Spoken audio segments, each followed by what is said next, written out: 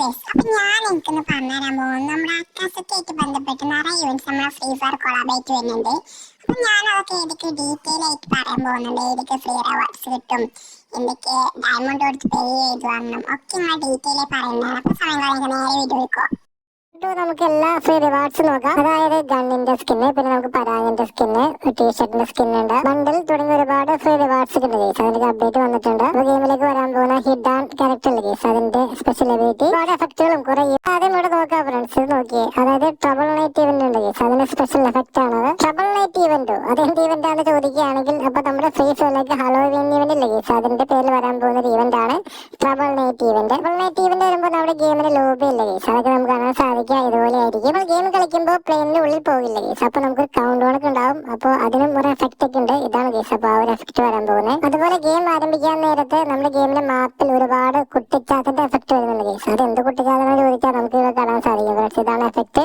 അപ്പൊ നമുക്ക് ഇതിനെ ഷൂട്ടൊക്കെ ചെയ്യാൻ പറ്റും. ആണെന്ന് ചോദിച്ചാൽ ട്രബിൾ നൈറ്റ് ഇവന്റ് വരുമ്പോൾ നമ്മുടെ ഗെയിമിന്റെ മാപ്പില്ല ഗൈസ്, അപ്പൊ മാപ്പിലൂടെ നമ്മൾ ചടാൻ നേരത്ത് നമുക്ക് ഈ ഒരു ഐക്കൺസ് ഒക്കെ പല സ്ഥലത്ത് കാണാൻ സാധിക്കുന്നുണ്ട്. അപ്പൊ നമ്മൾ അവിടേക്ക് പോയി കഴിഞ്ഞാൽ നമുക്ക് ഇതുപോലെ ഒരു കാർഡ് കാണാൻ പറ്റും. ഇവിടെ നിന്നാൽ നമുക്ക് 3 തരത്തിലുള്ള എബിലിറ്റി കിട്ടും.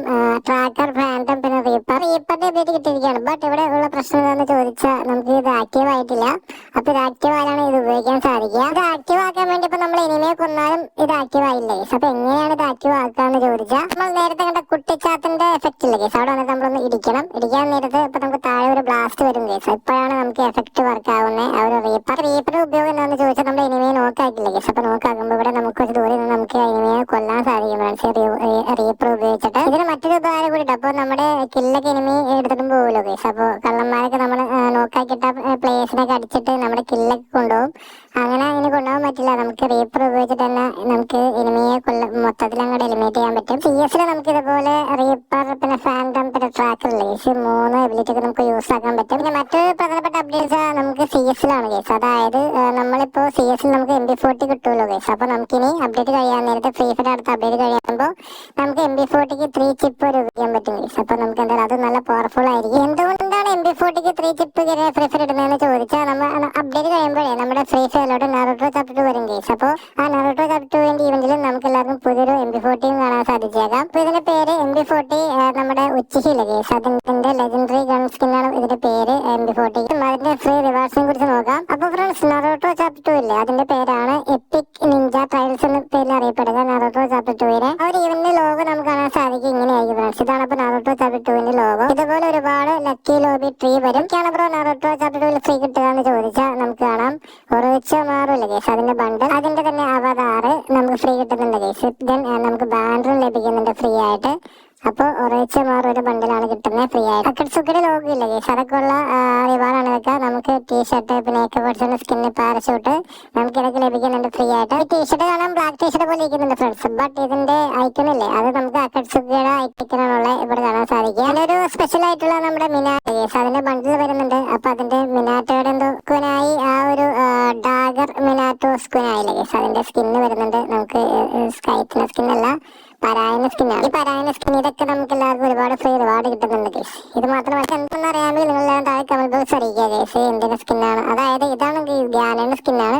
പക്ഷെ ഇത് നമ്മുടെ നറൂട്ടോയിൽ എന്താണ് നിങ്ങൾ താഴെ കമന്റിൽ അറിയിക്കുക. പിന്നെ ഇതൊക്കെയാണ് ഗൈസ് അപ്പൊ ഫ്രീ റിവാർഡ്. പെറ്റിന്റെ സ്കിന്ന് വരും. പെറ്റിന്റെ സ്കിന്റെ പേരാണ് നിഞ്ച.